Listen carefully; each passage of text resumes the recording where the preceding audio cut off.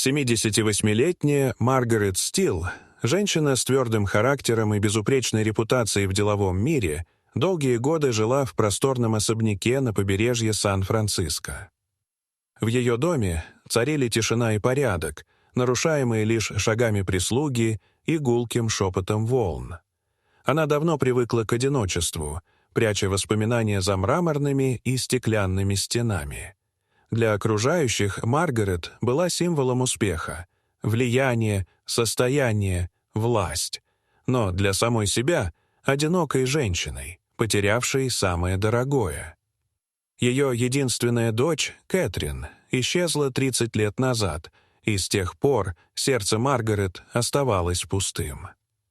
Однажды прохладным октябрьским днем Маргарет зашла в небольшую кофейню в Сиэтле. Она почти никогда не посещала подобных мест, но именно там ее взгляд упал на серебряный кулон в форме луны, что мерцал на шее молодой официантки. Что-то дрогнуло внутри. Этот кулон когда-то принадлежал Кэтрин, символ их близости и доверия. Черты девушки, прямой нос, мягкая линия скул, глубокие серо-зеленые глаза словно оживили в памяти образ давно пропавшей дочери. Девушку звали Эмма Холт. Она росла без матери, потеряв ее в раннем детстве, и знала лишь обрывки истории о прошлом. Старая женщина внимательно слушала ее слова, и с каждой фразой пазл складывался в ясную картину. Эмма оказалась ее внучкой, о существовании которой Маргарет не имела ни малейшего представления. Истина оказалась горькой.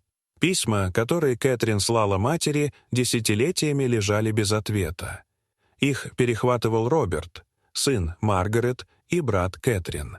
В каждом письме дочь просила помощи, делилась болью, рассказывала о рождении ребенка. Но алчность Роберта была сильнее. Он боялся потерять наследство, боялся, что мать переключит внимание на внучку. Из-за этого трусливого страха семья потеряла 3 десятилетия счастья.